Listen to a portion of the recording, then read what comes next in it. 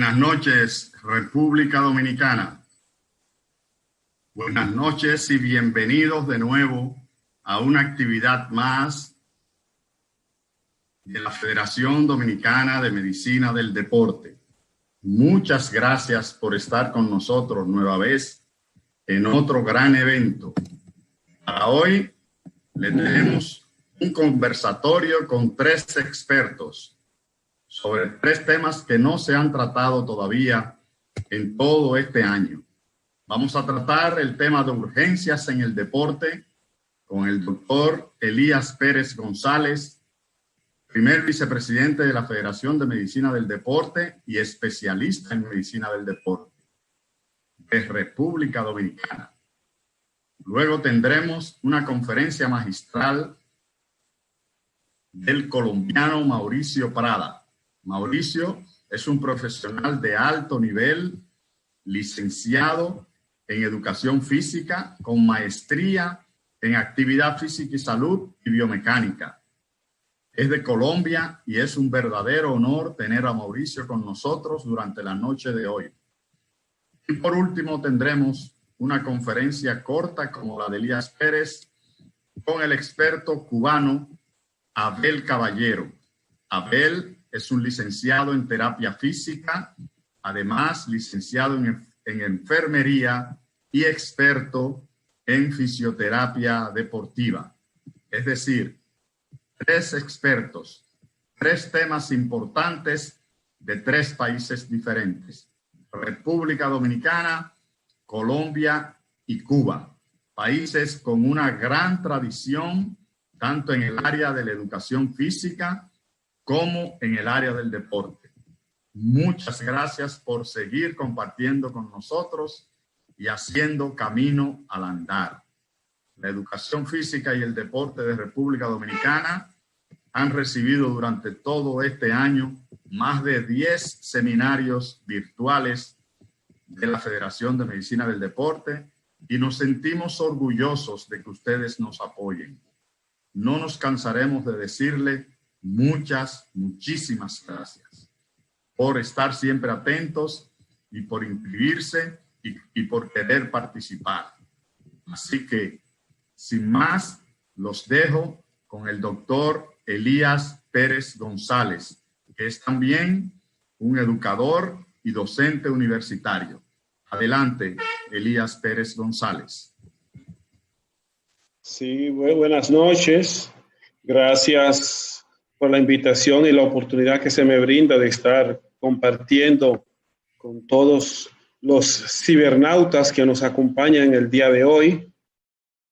Vamos a dar de una vez inicio, dentro de lo posible, a nuestra participación. Lo primero que teníamos que resaltar es que hablar de urgencias en el deporte en 35 minutos es un reto realmente, pero trataremos de lograr ese reto. Realmente para nosotros el tema de urgencias en el deporte es prioritario, ya que nos hemos educado en este tenor durante muchos años. ¿Por qué es importante tener estos conocimientos en la prevención y manejo de lesiones en el deporte? Conocer lo que es las urgencias en el deporte. Todos nosotros sabemos perfectamente que el deporte es una actividad que demanda mucha exigencia física de los participantes, independientemente de que sea un deporte escolar o un deporte juvenil, un deporte de alto rendimiento. Para la persona que lo está practicando en ese momento es una alta demanda de sus capacidades físicas, y esto puede conllevar a que se produzcan lesiones no deseadas en cualquier momento. Podemos ver muchas estadísticas con relación a la existencia de lesiones en el deporte, y en esta gráfica podemos ver cómo los hombres tienden a ser más propensos a sufrir lesiones en las mujeres, independientemente de que sean personas que se dediquen a hacer actividad física de manera secular o recreativa o atletas de alto rendimiento. Pero también la incidencia o aparición de lesiones en el deporte va muy de la mano con el tipo de disciplina que uno esté realizando. Como podemos ver aquí, la mayor incidencia de lesiones es en el fútbol, soccer, y en los deportes que hay un contacto físico entre los participantes. Esto es importante porque a la hora de producirse las lesiones, el mecanismo de producción de la lesión es importante tanto para el diagnóstico como para el manejo. Y podemos ver que las lesiones que más frecuentemente podemos encontrar en el ámbito deportivo son las lesiones del sistema musculoesquelético. Como podemos ver, las 5 primeras lesiones que se aparecen corresponden al sistema musculoesquelético. Pueden aparecer otras lesiones, no necesariamente menos graves, pero son las menos frecuentes. Entonces tenemos que estar preparados para atender este tipo de lesiones en cualquier momento que se nos presente. Aquí también estamos haciendo una comparación y podemos ver cuáles son los diferentes tipos de lesiones y por ende podemos ver que realmente en las diferentes investigaciones nos hablan de que las lesiones están relacionadas con el sistema musculoesquelético. Aquí podemos ver en esta gráfica que en la que está en la superior izquierda, podemos ver que las lesiones, mientras más bajo es el nivel de preparación de la persona con la que estamos trabajando, mayor es el porcentaje de lesiones, puesto que como no tiene una buena técnica de ejecución de las acciones deportivas, son más propensos a producirse lesiones en ellos. Y así como podemos ver aquí también en esta otra investigación, cómo se confirma que las lesiones tienden a ser más propensas en el género masculino. Ahora bien, como ya sabemos que existen las lesiones en los deportes, por la experiencia que todos hemos tenido, hay 3 cosas que tenemos que tomar en cuenta: el antes, el durante y el después. ¿El qué consiste el antes? El antes consiste en la prevención de lesiones. Es lo más importante y es donde todos debemos poner más énfasis en prevenir las lesiones, porque siempre toda lesión, lento, de agudo o crónico, siempre hay un retraso en la reincorporación de esta persona, de este atleta a la actividad deportiva. Entonces, lo primero que tenemos que hacer es prevenir las lesiones. Y para nosotros prevenir las lesiones, tenemos que conocer cómo se producen estas lesiones. ¿De acuerdo? Lo primero es identificar las posibles causas de lesiones y para ello, entonces, luego que las hemos identificado, tenemos que hacer la implementación de las medidas correctivas de estas posibles causas. Es bueno saber que existen 2 principales factores de riesgos de producción de lesiones. Tenemos los intrínsecos, que son aquellos propios del atleta, y los extrínsecos, que están externos al atleta, que en algunos casos podemos prevenir, en otros no. ¿De acuerdo? Dentro de los intrínsecos hay factores psicológicos, fisiológicos, biológicos, y de los extrínsecos podríamos poner, por ejemplo, como sería el terreno de juego, las condiciones climáticas, los implementos, la calidad de los implementos, incluso en muchos casos se menciona de las mismas ropas. Y aquí vemos otros ejemplos de los diferentes factores, tanto intrínsecos como extrínsecos de la producción de lesiones en el ámbito deportivo. Ahora bien, con relación a los mecanismos y por qué se pueden producir las lesiones, podemos clasificarlo en 5 grupos, básicamente. Puede ser por sobrecarga, ya sea porque se ha esforzado de más el atleta, ya sea porque se le está exigiendo algunas cosas que no están en la preparación física de él, no ha alcanzado el nivel. También puede ser por un calentamiento inadecuado. Ese calentamiento inadecuado puede ser porque o no calentó lo suficiente o no calentó o calentó demasiado. Pero también hay un calentamiento que muchas veces pasa desapercibido, que es el calentamiento intermedio. ¿Cuál es este? Por ejemplo, un equipo de baloncesto, antes de comenzar el juego, calienta, 5 entran a jugar y el resto va a la banca. Cuando se hacen sustituciones, después del medio tiempo y todo eso, entonces muchas veces entramos a ese atleta que ya tiene 30, 40 minutos sentados en una banca, a veces lo entramos de manera repentina al terreno de juego, sin un calentamiento, ni siquiera un pequeño estiramiento para ponerse en punto, y estas muchas veces son las consecuencias de que se produzcan lesiones. También se puede presentar lesiones por una mala hidratación una hidratación inadecuada puede presentarse por contacto o por una mala ejecución o una mala técnica en determinado momento.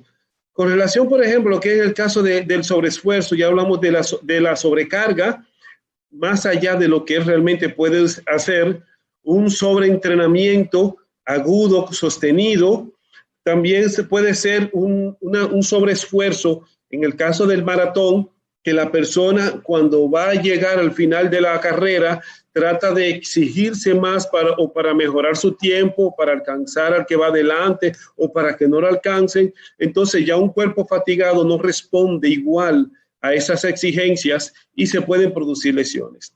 En el calentamiento inadecuado ya estuvimos hablando sobre lo que sería el precalentamiento, el calentamiento intermedio, y es importante que aquí incluimos lo que sería el enfriamiento. Esto que tenemos que hacer después de haber terminado nuestra jornada, que muchas veces o cuando ganamos o cuando perdemos, no queremos hacer esos enfriamientos después de la actividad deportiva, y esto muchas veces puede conllevar a que se produzcan lesiones. Entonces, la deshidratación es muy importante porque juega papel crucial tanto en el desarrollo, en el rendimiento de la actividad deportiva, como también para el prevenir lesiones. Una hidratación adecuada va a estar a expensas de la intensidad del ejercicio con el que se trabaje, la temperatura que nos encontremos, la humedad, o sea, los factores que aumentan o disminuyen las posibilidades de sudoración son factores importantes que tenemos que tomar en cuenta para lo que es la planificación de la hidratación. También en el contacto, puede ser contacto con otro atleta, un contacto con el implemento, un contacto con el entorno del juego, y la mala ejecución. Aquí podemos ver a veces que aunque el atleta tenga buena técnica, por determinadas circunstancias puede cometer un error en la ejecución y esto producir lesiones. Entonces, son de las cosas que nosotros tenemos que saber. Y en vista de esto, como vimos las estadísticas, los deportes se clasifican, el Comité Olímpico Internacional clasifica los deportes en alto, mediano o moderado y bajo riesgo, de acuerdo a las posibilidades de que se produzcan lesiones en esto, ¿de acuerdo? Ya vimos las estadísticas, vemos los deportes que son más propensos a que produzcan lesiones. Entonces, aquí tenemos lo que son la clasificación que hizo el Comité Olímpico Internacional en la publicación de su libro de medicina deportiva, de acuerdo, en el 2001, pero los deportes de estos han variado mucho. Hoy tenemos otros deportes como el bicicross, el skateboarding, y hay tantos deportes, pero básicamente esta clasificación está para los deportes de verano, ¿de acuerdo? Entonces, ya vemos el antes y la prevención de lo que se puede suceder. Ahora bien, ¿qué hacemos en el durante cuando se presenta una lesión? Entonces, aquí lo que tenemos que hacer primero es una buena evaluación. El mecanismo de cómo se produce la lesión es importante para nosotros tener un diagnóstico presuntivo previo antes de la evaluación. ¿De acuerdo? Por ejemplo, si un atleta en voleibol salta a hacer una tabla contra un rematador, uno cae sobre el otro y desde que el jugador grita ya estamos pensando en una lesión en el tobillo, un desgarro de tobillo, un esguince, ¿de acuerdo? Simplemente por el mecanismo en el que se produjo la lesión. Ahora, cuando vamos y hacemos la evaluación es que vamos a confirmar si realmente esto es así o no. Entonces, aquí vamos a ver, lo primero que nosotros tenemos que entender que esas atenciones que le vamos a dar a esos atletas tienen que tener algunas características, tienen que ser oportunas. Mientras más rápido es atendido ese atleta, mejor pronóstico va a tener. Pero esas atenciones deben ser adecuadas y deben ser eficientes. O sea, se le debe dar la atención que él realmente requiere para el problema que realmente tiene. Si nosotros no sabemos cómo diagnosticar y manejar una lesión, más que bien lo que podemos hacer es daño. Y esto va en detrimento del atleta porque podemos o prolongar su regreso a la competencia e incluso esto puede conllevar a que se retire de la actividad deportiva un atleta simplemente por un mal manejo o un manejo inadecuado o inoportuno. Entonces es importante que todos sepamos que todos los que estamos involucrados en el ámbito deportivo debemos tener conocimiento en emergencias médicas para hacer esta atención, porque nuestra experiencia es que, por lo menos en República Dominicana, Muy raras veces nosotros contamos con un equipo médico que nos pueda dar el apoyo cuando se presente en una situación de esta. Entonces, todo profesor de educación física, todo masajista, todo entrenador debe tener conocimiento en el manejo de urgencias y lesiones en el deporte. Hay algunos mecanismos de bioseguridad que tenemos que tomar en cuenta, pero a veces es un poquito difícil en el ámbito deportivo llevarlo, pero siempre es bueno mencionarlo y saber que tenemos que tener pendiente todos estos mecanismos de bioseguridad que debemos seguir a la hora. Básicamente consiste en poner barrera mecánica en los fluidos de la persona que estamos atendiendo y nosotros para evitar el contacto con estos, ¿de acuerdo? Ahí están los guantes, lentes, mascarillas y otros mecanismos. Ahora bien, ¿cómo vamos a hacer la evaluación? La evaluación normalmente en emergencia médica se divide en dos momentos, una evaluación primaria y una evaluación secundaria. En la evaluación primaria lo que vamos a buscar es si el nivel de conciencia de la persona.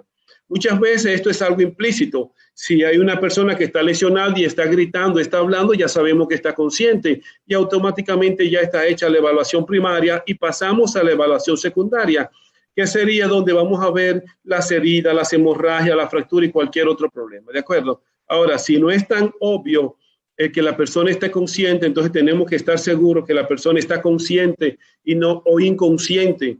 No sea que si creemos que está inconsciente y lo que está es durmiendo. Entonces, en este momento es que nosotros vamos a hacer la evaluación primaria. Entonces, en la evaluación primaria también tenemos que evaluar aquellas cosas que pongan en riesgo inmediato la vida de la persona. Hablamos de riesgo inmediato, un posible paro respiratorio o un posible paro cardíaco, o la combinación de ambas, un posible paro cardiorrespiratorio, ¿de acuerdo? Entonces, esto es lo que vamos a buscar en la evaluación primaria. Si no hay nada de esto, entonces pasamos a la secundaria. Entonces, la evaluación primaria, como aquí podemos ver el primer caso, determinado el nivel de conciencia, abrimos vía respiratoria, vemos si está respirando o no, y también aquí evaluamos el pulso, ¿de acuerdo? Entonces, en la evaluación secundaria vamos a hacer una evaluación desde la cabeza a los pies. Hay dos mecanismos de evaluación, uno que es por priorización de la lesión y otro es anatómico. El de priorización de la lesión es, vamos a ver aquellas cosas que también puedan poner en riesgo. Por ejemplo, si vemos que hay una hemorragia, un sangrado profuso, entonces vamos a atender eso primero y luego entonces hacemos la evaluación anatómica, ¿de acuerdo? Así haríamos lo que sería la evaluación secundaria. Y esa evaluación anatómica de cabeza a los pies irá órgano por órgano, segmento por segmento corporal, hasta estar seguro que no hay ningún tipo de lesión oculta que no sea visible a simple vista. También es importante nosotros tener un seguimiento de los signos vitales, conocer cuáles son los signos vitales, porque estos nos van a decir cómo está funcionando el organismo de la persona.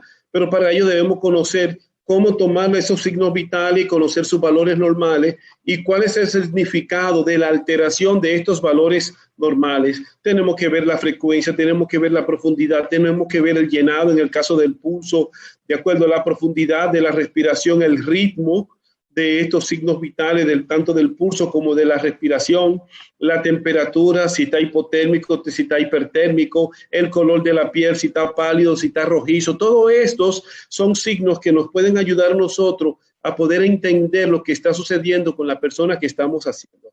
Aquí tenemos un pequeño algoritmo, no vamos a explicarlo todo, ¿verdad? Por la complejidad de un pequeño algoritmo que he querido hacer, cómo sería la evaluación primaria y secundaria. Entonces, si está consciente o no, si está consciente, pasamos a la evaluación secundaria y vemos lo que sigue. Y si está inconsciente, entonces estamos en la evaluación hasta determinar los pulsos, cómo están funcionando los pulsos, y esto nos van a permitir hacer un diagnóstico. Si no hay ni pulso, si no hay respiración, pero sí pulso, estamos en un paro respiratorio y tenemos una cosa que hacer. Si no hay ni pulso ni respiración, tenemos un paro cardiorrespiratorio y tenemos otras cosas que hacer, ¿de acuerdo? Entonces, este más bien sería el procedimiento que deberíamos seguir para lo que sería la evaluación de una persona que encontremos en situaciones de emergencia. Ahora bien, suponiendo que es lo más frecuente, que nuestro paciente está consciente, que lo que tiene son lesiones, entonces tenemos que saber que, por lo general, si nosotros más conocemos este neumotipo, ya con esto vamos a manejar más del 80% de las lesiones que se nos van a presentar en el deporte.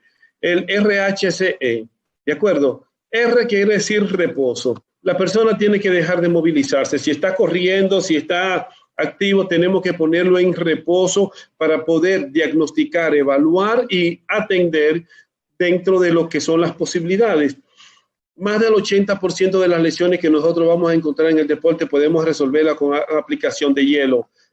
También vamos a aplicar compresión, por ejemplo, en aquellos casos de las hemorragias, podemos aplicar presión para disminuir lo que son las hemorragias y la elevación que la podemos utilizar tanto en las hemorragias, en los procedimientos de shock y en otros casos que también podemos utilizar. O sea, como ustedes pueden ver con esto, ustedes tendrán un esquema de saber cuáles son los pasos que podemos seguir a la hora de cualquier situación de emergencia que se nos presente. En el caso de las heridas, cuando se maneja en emergencia extrahospitalaria, hay una serie de procedimientos que se siguen, desde lo que es la activación del sistema de emergencia, ubicar el lugar, todo lo demás. Pero aquí quisimos resumirlo en 3 simples pasos. Las heridas, usted va a hacer limpieza, desinfección y protección. Usted va a limpiar la herida, la va a utilizar una sustancia desinfectante y la va a proteger para que no se contamine. Esa limpieza puede ser con agua y jabón, que si no tiene el desinfectante, sencillamente la protege. Hay algunas heridas que tenemos que tener un trato especial, sobre todo en aquellas que se encuentran objetos incrustados, ¿de acuerdo? Porque estos objetos incrustados tienen un manejo especial. Usted tiene que saber si está flojo, si está resistente, si tiene que dejarlo, si tiene que movilizarlo, pero en 35 minutos es un poquito difícil dar todos esos detalles. Por eso es que le aconsejamos siempre que haga su curso de emergencia médica para que al paso pueda aprender cada una de estas situaciones. Entonces, una de las lesiones más frecuentes que nosotros encontramos en el ámbito deportivo son las contusiones en diferentes ámbitos, en diferentes lugares. De acuerdo, las contusiones se producen sencillamente cuando se aplasta la piel o un tejido blando contra 2 superficies duras. Véase, por ejemplo, el puño y el hueso malar en el caso de la imagen, ¿de acuerdo? Entonces, eso se produce un edema subcutáneo, el cual se va a caracterizar por varios síntomas como el enrojecimiento, aumento de la temperatura, puede haber dolor, ¿de acuerdo? Ahí nunca se debe dar masaje porque aquí hay vasos rotos cuando damos masaje entonces podemos causar mayor hemorragia, mayor edema, porque podemos entonces romper más vasos. Aquí lo que se va prácticamente es aplicar hielo. Se pueden poner vendajes, en algunos casos se pueden poner algunas pomadas. Tenemos que tener cuidado con las pomadas que se coloquen también, porque hay algunas pomadas que tienden a producir también mayor sangrado. Por ejemplo, el caso del diclofenac, que es un antiagregante plaquetario, ese puede quizás causar un poquito más de hemorragia. Entonces, lo ideal es solo poner hielo. El hielo tiene una característica fundamental que nos ayuda muchísimo en el deporte. El hielo es antiinflamatorio, analgésico, es vasoconstrictor, ¿de acuerdo? Entonces nos va a ayudar mucho en lo que es el control de las hemorragias y de los dolores en sentido general. Otra de las situaciones que se nos puede presentar mucho en el deporte es el shock. Diferentes causas en diferentes momentos y por diferentes situaciones. Uno de los shocks más frecuentes que nosotros encontramos es el shock hipoglicémico por deficiencia de azúcar circulante en sangre. Se da a todos los niveles el shock hipoglicémico. Por ejemplo, en los deportes de combate por categoría de peso, vemos muchos atletas que mantienen un largo periodo de abstinencia, de ingesta, porque tienen que hacer un peso y a veces te pesan el mismo día que van a competir y eso no le da el tiempo suficiente para reponer la glucosa, y cuando van a competencia, ahí se presenta el shock. Pero también lo vemos hoy en día con estas personas que se han dedicado a hacer actividad física para verse fitness, entran en estas dietas rigurosas, entonces de mala absorción, de baja absorción de nutrientes y de carbohidratos, y también se presenta con mucha frecuencia el shock. O también aquellas personas que hacen actividad física por tiempos prolongados. O sea, como podemos ver, se nos puede presentar en muchas situaciones. También en el ámbito escolar se presenta muy frecuente los shocks hipoglicémicos, porque los niños se van sin comer porque tienen a veces que entrar temprano o no tienen que comer en su casa, y hasta que no le dan la merienda en la escuela no han comido nada, y en algunos casos le toca la actividad física antes de la merienda. y ahí se nos puede presentar hecho. O sea que tenemos que estar bien pendientes, que todas estas situaciones se nos pueden presentar en cualquier momento y tenemos que saber qué hacer. Normalmente la primera opción es la posición Trendelenburg, que no es más que levantar las piernas aproximadamente a un ángulo de 45 grados, con el objetivo de que la sangre que está en las extremidades inferiores, que es bastante, suba con menos dificultad a estas extremidades y pueda aportar la mayor cantidad de sangre que vaya hacia el cerebro. ¿De acuerdo? Entonces, en el caso de las hemorragias podemos tener hemorragias tanto internas como externas, ¿de acuerdo? Pero básicamente la hemorragia interna es un poquito más difícil de manejar, entonces vamos a hacer énfasis en lo que es la hemorragia externa. En la hemorragia externa tenemos 3 mecanismos de cómo podemos manejarlo, que es hacer presión directamente sobre el punto de la herida, ¿de acuerdo? También para esto utilizaríamos apósitos, trapo, un paño, una franela, lo que tengamos a la mano. No importa cómo esté, mejor una herida en un paciente, una herida infectada en un paciente que una herida limpia en un cadáver, ¿de acuerdo? Entonces, vamos a utilizar lo que tengamos a la mano para el manejo de la hemorragia. Hay una serie de mecanismos que tenemos que hacer para eso. También podemos hacer lo que es presión indirecta, que es hacer presión sobre la arteria que lleva la sangre a la parte que está sangrando. Y esto va a disminuir esa presión, ese flujo de sangre, y también aquí podemos hacer elevación. Recuerda cuando hablamos anteriormente de elevación, aquí tenemos ese ejemplo. Con relación a la presión directa, tenemos que tener cuidado de que no se encuentren objetos incrustados en la herida, porque entonces podríamos hacer mayor presión e introducirlo más, ¿de acuerdo? Tenemos que tener mucho cuidado. Imagínense ustedes una hemorragia con un vidrio, y que cuando usted vaya a hacer presión directa entonces y tenga el vidrio dentro, puede entonces introducirlo más, incluso usted mismo herirse con sus manos. Entonces tenemos que tener algunos cuidados a la hora de aplicar el manejo de las heridas. En la hemorragia nasal, que se da muy frecuente en el deporte, en todo tipo de deporte donde hay contacto físico entre las personas, en baloncesto, en voleibol, en fútbol, en los deportes de combate, siempre la hemorragia nasal. Fíjense que anteriormente nos decían a nosotros, tira la cabeza hacia atrás. Eso está contraindicado hoy en día, tirar la cabeza hacia atrás, porque esto puede crear un canal directo desde la fosa nasal hasta los pulmones y hacer que entonces la persona, esa sangre se vaya a los pulmones y se produzca un problema mayor. La posición correcta, inclinar hacia adelante, y sería hacer lo que sería hacer presión directa, hacer presión sobre las fosas nasales para tratar de disminuir el sangrado. Hay algunos pasos que ustedes pueden ver ahí que podemos hacer para disminuir esto, pero básicamente recuerden, no tiren la cabeza hacia atrás, apriétense la nariz, que es lo que se está aconsejando.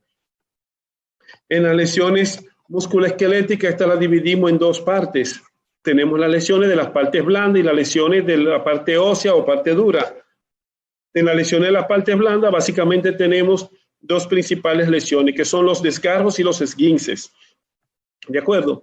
Entonces, básicamente el mecanismo de producción de estas 2 lesiones es muy similar. Es simplemente por un sobreesfuerzo del tejido lesionado.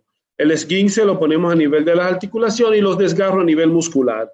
¿De acuerdo? Entonces, el dolor es característico, dependiendo del nivel de desgarro que se produzca, podemos ver incluso depresión a través de la superficie de la piel, ver depresión de la zona donde está desgarrada. Fíjese que el tratamiento aquí también es aplicar hielo, igual que en la hemorragia nasal usted puede aplicar hielo, en las contusiones puede aplicar hielo, hacer compresión, ¿de acuerdo? Fíjense que todas estas lesiones básicamente podemos utilizar aplicando hielo, ¿ok? Entonces, tenemos otra lesión muy frecuente en el deporte, que es la luxación. Básicamente, la luxación de hombro es una de las articulaciones que más luxaciones produce. Si usted está, podemos ver cómo la dificultad para moverse, el dolor característico. Esto requiere unas técnicas especiales para la reubicación o la reducción de esta luxación. Si usted está entrenado, usted puede reducirla. Pero si usted no está entrenado en hacer reducciones de hombro, lo aconsejable es que no lo haga, que inmovilice a la persona y sea trasladado. Porque también por debajo del hombro pasa lo que se llama el paquete vasculonervioso de la extremidad superior. O sea, por ahí pasan los nervios y los vasos sanguíneos que se encargan de toda la extremidad superior. Y si usted no reduce adecuadamente esa luxación, usted puede comprimir ese paquete vasculonervioso y la persona perderá entonces la extremidad, que será peor. Entonces, si usted no sabe, no se ponga a inventar. Simplemente inmovilice a la persona y lo traslada al hospital, ¿de acuerdo? Entonces, y de las musculoesqueléticas, lo más característicos son las fracturas. Hay diferentes tipos de fracturas que, al igual que la luxación, el manejo es la inmovilización, ¿de acuerdo? Podemos identificar por el dolor, la falta de funcionabilidad de la extremidad o de la parte afectada. Entonces, ¿qué vamos a hacer? Básicamente es inmovilizar en ese caso.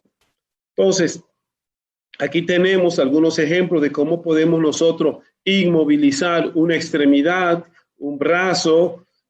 Podemos hacer lo que se llama también el Belpoc. Aquí tenemos lo que son los vendajes circulares, ¿de acuerdo? El entablillamiento.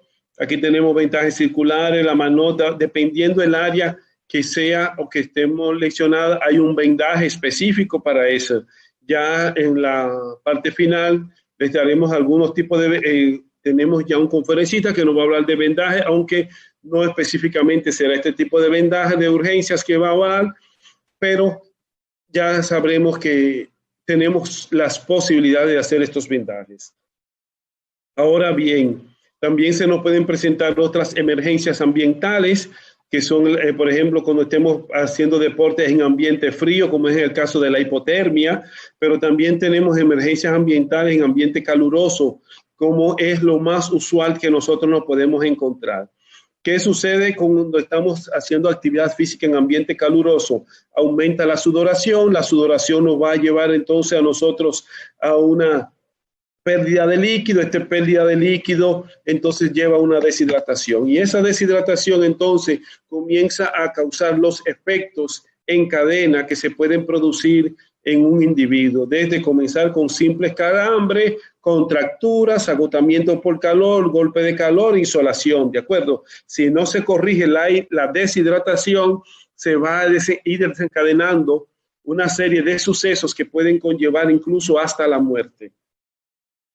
Entonces, ya los calambres no es más que son estas contracturas involuntarias dolorosas que nosotros conocemos. Luego de los calambres, entonces pueden venir lo que se llama propiamente las contracturas, que son parecidos a los calambres, pero más fuertes, más dolorosos, de mayor intensidad, ¿de acuerdo? Entonces, hay manejos para cada una de esas lesiones. Ahí las tenemos, no estamos entrando en detalle por razones de tiempo, ¿de acuerdo? Pero es importante que ustedes sepan que la principal prevención de todo esto es, ya lo vimos al principio, el buen calentamiento y la buena hidratación, básicamente para la prevención de estas lesiones. El agotamiento por calor y la insolación sería ya la fase final de cada uno de estos casos. Aquí tenemos lo que es un cuadro comparativo en cómo podemos diferenciar. Fíjense que en el golpe de calor, en la debilidad, en uno podemos encontrar cierto nivel de humedad en la piel, pero cuando ya la piel está seca, es porque ha perdido toda la capacidad el cuerpo de perder calor, y el calor comienza a acumularse. Entonces ahí vemos cómo la piel comienza a ponerse rojiza, y ahí vienen entonces los trastornos, el coma y la muerte, por la incapacidad del cuerpo de responder a lo que es la demanda y la pérdida de calor. Ustedes saben que el exceso de calor en el cuerpo produce destrucción de tejido, incluso a nivel cerebral. La temperatura por encima de 40 grados Celsius pues comienza a causar daño cerebral, contusión y destrucción de neuronas. Entonces, hay otras emergencias que nosotros podemos encontrar en el ámbito deportivo, que es como por ejemplo el caso del asma inducido por el ejercicio, que el asma no es más que una dificultad para el atleta exhalar el aire durante la actividad, relacionado con la actividad física. Hay diferentes mecanismos por los cuales se puede producir el asma inducido por el ejercicio, y ya eso sería también otra conferencia. También nosotros podemos encontrarnos lo que son las obstrucciones de las vías aéreas a cuerpo extraño. También tenemos el mecanismo que debemos nosotros conocer y hacer, ¿de acuerdo? También tenemos lo que es la muerte súbita en el deporte, que no es más que una detención cardíaca de manera repentina en alguien que estaba aparentemente sano. Aquí básicamente la medida sería iniciar rápidamente lo que es la aplicación del RCP, que también eso requiere de un entrenamiento con unas buenas combinaciones para que sea efectivo. Entonces, después de ver qué es lo que podemos hacer, vemos que, en resumen, nosotros tenemos aquí lo que es la evaluación primaria. Tenemos que hacer una evaluación primaria para identificar los problemas que se nos presenten y manejar lo que encontremos. Luego pasamos a la evaluación secundaria, identificar los problemas que podamos encontrar en esto y manejarlo. Ahora bien, viene en el ámbito deportivo, viene la siguiente parte, ¿qué hacer? De acuerdo, si ya resolvimos el problema, ya podemos continuar ahora. ¿Qué vamos a hacer con el atleta? ¿Le damos de alta? ¿Puede reincorporarse a su actividad deportiva? ¿Debe tener reposo? Entonces, eso es algo crucial y una de las partes más difíciles que muchas veces nos encontramos los que estamos en el área de la salud, en el ámbito deportivo, porque tanto el atleta como el entrenador quieren continuar compitiendo, pero nosotros tenemos que velar por la salud de ese atleta. Entonces tenemos que sopesar realmente. Sabemos que lo más importante es la salud, pero muchas veces cuando estamos en el ámbito deportivo, imagínense ustedes unos Juegos Olímpicos, un atleta que tiene 12 años entrenándose para llegar a esos Juegos Olímpicos y viene y le sucede algo, Dios así no lo permite. Entonces es difícil para ellos aceptar que no pueden competir. Entonces nosotros tenemos que saber qué hacer en ese caso, ¿de acuerdo? Entonces, también es importante saber cómo vamos a trasladar, si vamos a trasladarlo, si estamos solos, dónde estamos. Fíjense que hay muchos mecanismos de traslado. La técnica y forma de traslado es independiente a cada persona, va a depender del lugar donde se encuentre, con los equipos que cuente, el personal que tenga y también la condición de la persona que esté trasladando, ¿de acuerdo? Cualquier traslado es bueno siempre y cuando no empeore la situación en la cual se encuentra nuestro asistido, ¿de acuerdo? Entonces, hasta aquí, no, exacto, me quedaban 2 minutos.